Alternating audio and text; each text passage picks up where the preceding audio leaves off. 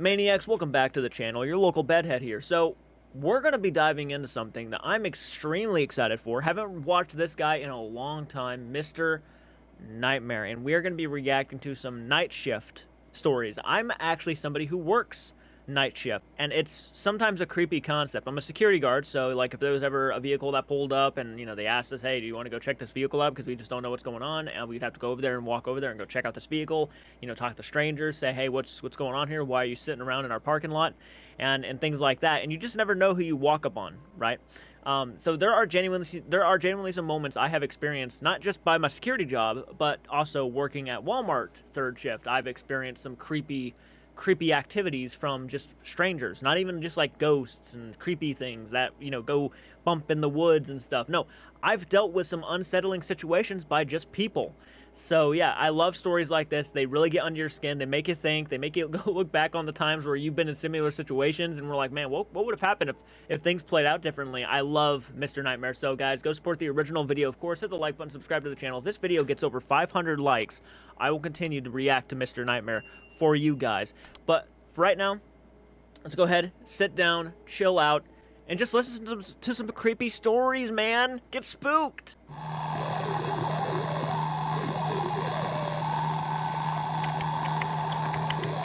Gosh, this looks older.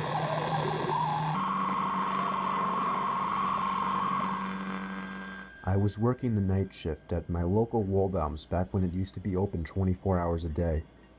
There would normally be less than 10 customers throughout my shift, but I would— Oh my god, 24-hour shifts. Or like 24-hour like openings and stuff. Do you guys remember when Walmart used to be open 24 hours? God, I miss those days so much. Late night shopping. wouldn't get to sit around and do nothing though. They wanted me to work on stock when I wasn't helping a customer. It was a bigger Waldbaum's, so oftentimes there may have been one other person in the building, whether it be someone working on stock or someone cleaning. This night, I was the only one working. I was working stock in the cereal aisle when I heard something fall over on the other side of the shelf in the next aisle over. I would always hear the door to the store sliding open. It was the loudest thing ever, so it kind of caught me off guard that there might have been a customer in the building. Of course, it wasn't weird. Yet.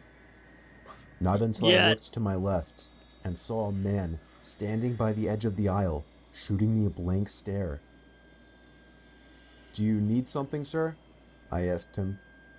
No. Could you just point me to the eggs?" he said. He wasn't normal looking. His face looked weird. Not exactly ugly, just unusual.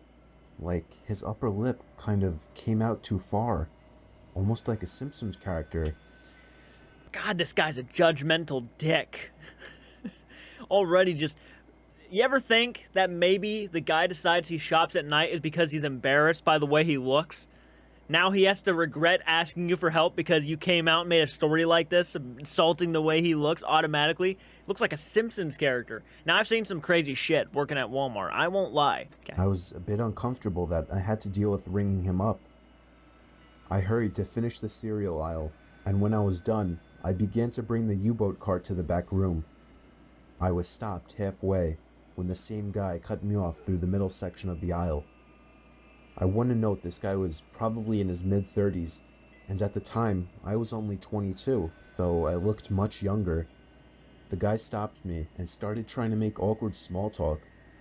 He started by asking me my name, how old I was, if and where I went to school, and why I was doing the night shift. His questions started to get weirder when he asked me if I went to parties a lot and if I had a girlfriend. I told him I didn't, and then he asked me if I've ever had a boyfriend, while putting his hand on my shoulder. Yep, stranger danger. I immediately started walking away with the cart, but he followed me. I told him I wasn't into whatever he was thinking about. I went faster and faster until I finally made it to the back storage room. He didn't follow me in. I wasn't supposed to stay back there for extended periods of time. Who gives a fuck? Dude, if some guy's chasing you through your store and he's trying to like put his hand on your shoulder and ask you if you want to be like in a relationship and you're telling him no and he's still trying to chase you, who cares if you're not supposed to be back there? I don't give a shit. I'd live back there for the rest of my shift if that happened to me. To avoid customer theft, I decided it would be best to just wait for him by the register so that he would ring his stuff up and leave. But I waited there for at least 20 minutes. He never came. I decided he was gone, and whether he stole the eggs and something else, there wasn't anything I could do now. I had to go to the bathroom, so I took a quick jog to the back of the store and into the employee bathroom. Moments after sitting on the toilet, my heart dropped into my stomach as I heard the bathroom door open. Nope. Nope. I choked the urge to say something. Something like, "You can't be in here." But I didn't want to give away my position. I lifted my leg so that I wouldn't be visible from under the stall. And what happened next was simply horrifying. Nope. I sat there for the longest time, looking at the floor, not moving a muscle. When I finally looked up, yeah, he's just peering over the top of it. I could see an eye peering through the crack of the stall door. I screamed. I knew I was trapped. I knew I had one shot at making a move. I grabbed the box cutter in my pocket and began sliding it through the crack of the door, forcing him to move his eye away. I took that chance to slam the stall door open in his face and hightail it out of the bathroom and all the way out of the store. I called my boss at least 5 times before he finally picked up and explained everything. Why the hell didn't you call the police? Who cares about your boss? Ring up the police. Stop making these stupid decisions. If I was ever in a situation like that and I busted the guy's nose in with the fucking bathroom stall door, I run out of the building, I'm calling the police first thing, and I'm like, "Get here now. Some guy is literally trying to corner me." He told me to call the cops, and so I did. Yeah. Of course, the man wasn't in the store anymore by the time the cops showed up. Nope. I only did the night shift twice after that, and luckily didn't see the man again. Dude, the guy was probably too scared to show his face there again because you would have been ready for him. He probably thought if he showed his face there again, you would point him out immediately and say, "That's the guy." I used to work the night shift at a gas station on the side of some highway in the country. From the hours of 12 a.m. to 6 a.m., the road was pretty dead.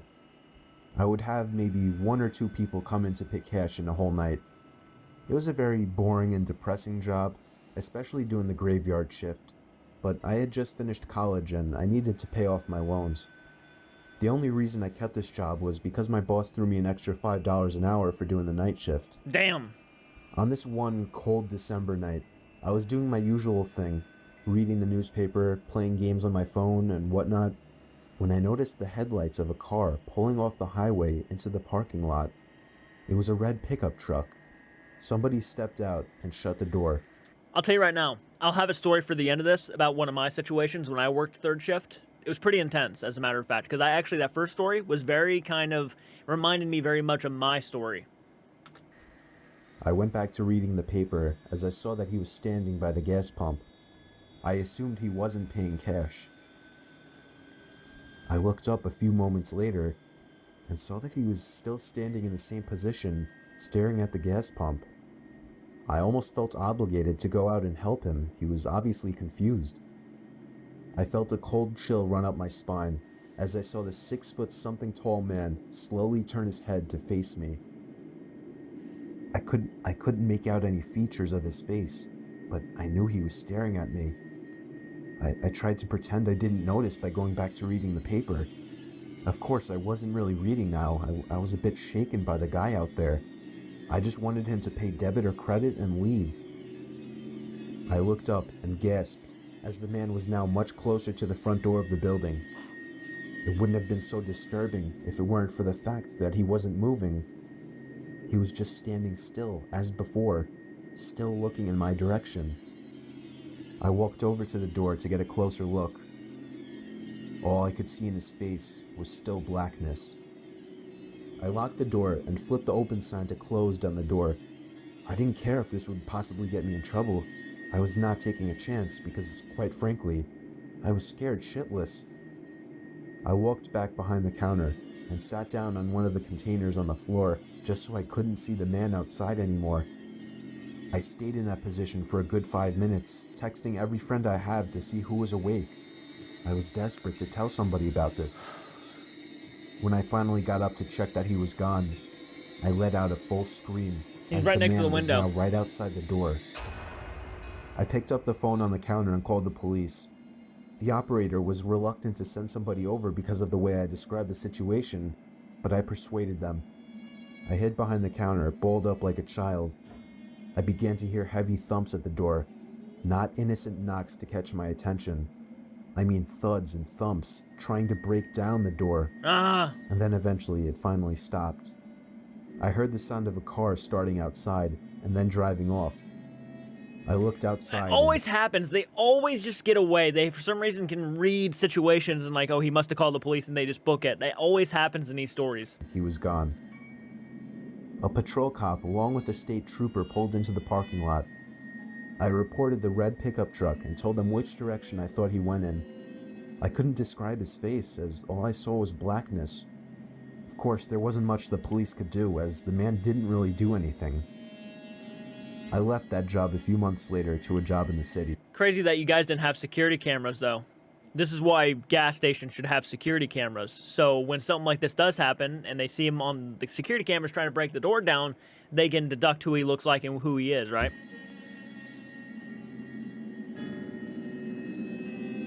Next story. It was 2 years ago.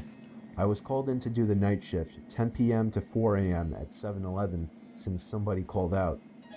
The store was located on a busy road in a rather quiet and rural area. During the night shift, you could expect anywhere from 10 to 20 people come in to buy a beer or something else. This one particular night, there was this one guy, mid-20s, that came in. He started making weird noises, like loud yelling noises. I assumed he had some kind of mental disability. In fact, my brother has a mental disability, so I immediately felt sympathy for the guy. He walked up to the counter without any items, with his head facing me, but his eyes were looking up at the ceiling. I felt uncomfortable. I honestly didn't know how to deal with it. I tried speaking with him, but he only responded in loud noises. I kept checking if he was with someone outside, but he was alone. There weren't any cars in the parking lot, so I assumed he walked. He stood there for so long, looking up at the ceiling and making noises, that I tried to get him out by handing him a bag of chips and telling him he can go. I tried finding some kind of number to call for someone to help him.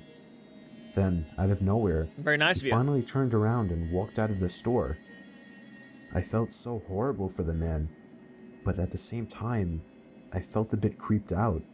And probably About felt a little relieved too that he actually just finally walked away. an hour later, the phone on the counter rang. No, don't tell me he was actually an escaped like convict or something. I picked up to hear the familiar yelling sounds of the man from earlier. Shit. It caught me off guard. I didn't know what to think, other than this has to be some kind of prank. I hung up on them and was now becoming paranoid of my surroundings, constantly checking the outside through the windows. Come 4 o'clock, the person working after me came in, finally allowing for me to go home. It wasn't my problem anymore. I got home and threw all my stuff on the table, ready to get to sleep. But my phone rang within a minute after entering the door. I felt a chill run down my spine. Why would someone be calling at 4 a.m.? I could only imagine it was bad news. I braced myself and picked up the phone to hear the man again. I felt sick to my stomach as I listened to the loud noises he made. I struggled to slam the phone to the receiver. All night I felt like I was being watched, even with all the blinds shut. And I could swear I heard strange noises coming from all over my house. I refused to get any sleep until the sun came up. Weeks passed and I had forgotten about the incident, until one day, when going into the basement for the first time in a while, I found that papers had been scattered all over the floor. And when I went into the basement closet, I found writing on the walls. 7-Eleven had been written in Sharpie on the wall, along with the address to the 7-Eleven I worked at and my house address.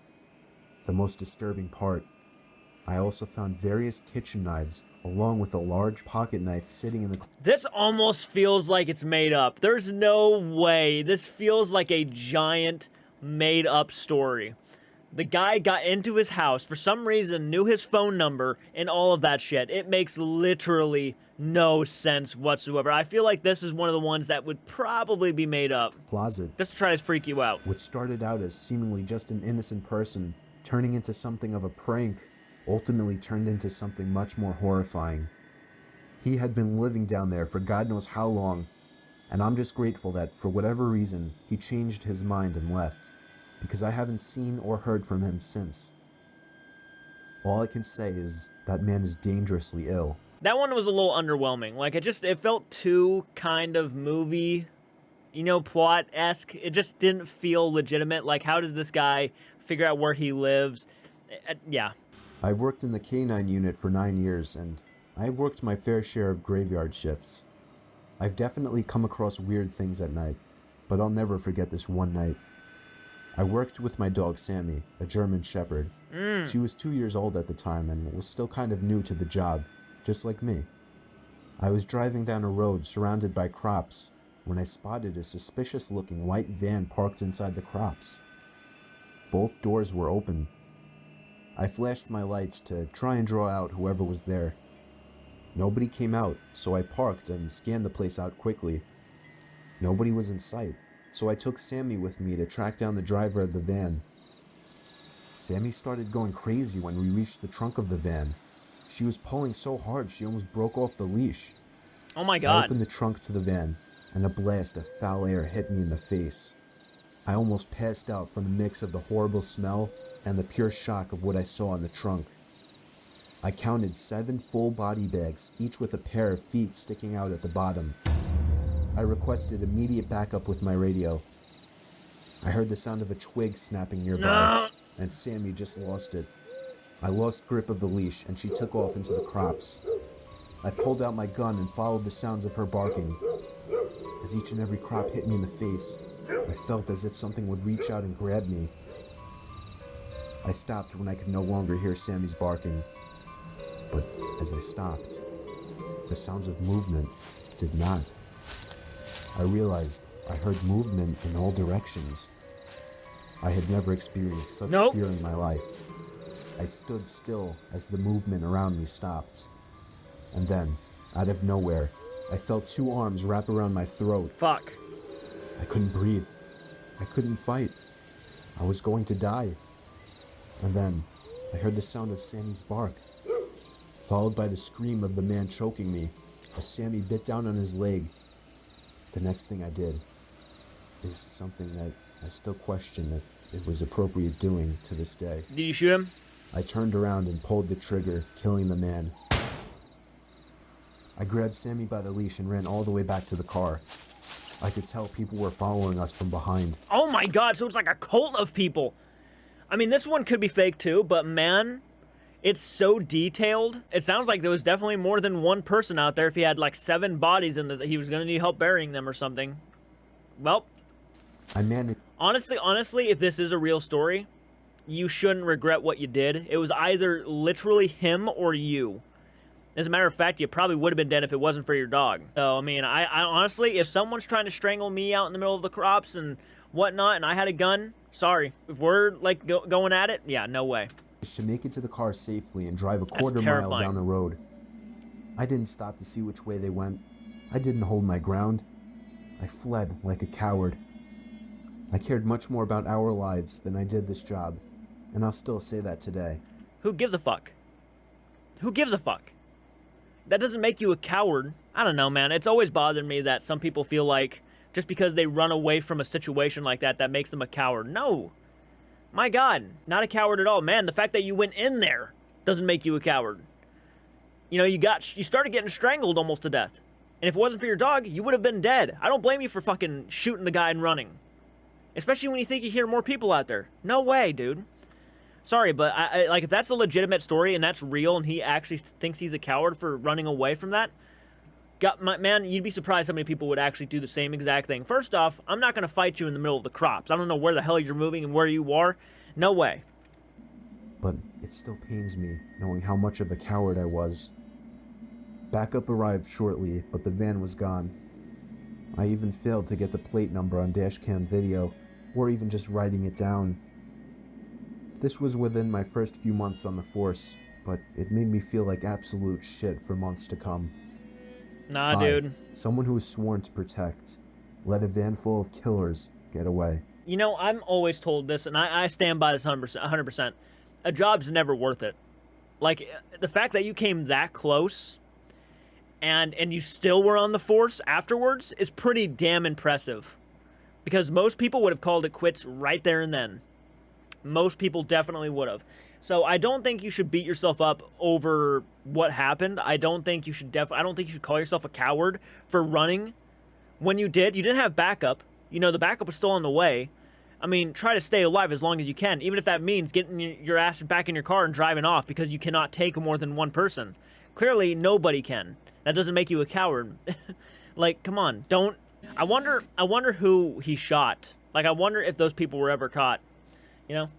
Quickly tell you one of my third shift stories. So we were working at Walmart when it was open 24 hours. And I remember I went out to the parking lot to push carts because all the carts were out in the parking lot and we needed more carts inside the building for customers. So I was Cap 2 supervisor. I went out there with my friend at the time, and he's probably still my friend today, named Luke. So we went out there. I'm like, hey, man, do you mind helping me with these carts? And we're like, oh, yeah, no problem. And just like that first story, I looked a lot younger than I really was. Actually, to a lot of people, they thought I was like 17, 18 years old, and I was even more scrawny back then, like 2019, 2018. It might have been 2017 or 2018. And I was out in the parking lot, and I remember a truck driving up close to me. Like, constantly, everywhere I walked, this truck, like, big fucking truck, would just start slowly coming up behind me and slowly making his way towards me, to the point where Luke actually was over by the building. And this guy is probably, you know, at the time, I think he was like 20-something years older than me, or still is, 20-something years older than me. And he goes and he says, hey, Jordan, please, can you come back here for a minute? And I'm like, yeah, no problem. I noticed the guy, like, sneaking up on me. He was getting very close. But I went back there, and he's like, yeah, I didn't feel comfortable. The first thing he told me when I got back to the building was like, yeah, man, I don't feel comfortable with that truck getting that close to you. And he just, yeah, it made him uncomfortable. I remember that happening, too. It was just, like, really intense. And of course, when Luke called me over, that's when the guy just took off. So he was obviously, like, trying to get close to me. I'm not sure what his intentions were, or, you know, whoever was driving the truck, we didn't see who it was, but whoever was driving the truck, we didn't know what their intentions were, but they definitely kept getting up on me. Like, when I say close to me, I mean their truck was probably as close to Shorty, like, behind me. That's how close they were. They were very close to me, and I just remember that situation. And you know, you got to be careful because there are a lot of people driving around and just kidnapping people, and it's scary. You got to keep an eye on people, you know, around. Thankfully, I didn't work out there by myself that night, or God knows knows what would have happened to me. If you have any stories that you want to share, leave them in the comments down below. I would love to hear some of your, like, maybe like third shift stories and how crazy things have gotten with you. Guys, hit the like button, get it over 500 likes. I'll continue reacting to Mr. Nightmare. But until next time, please do take care. Is throwing down.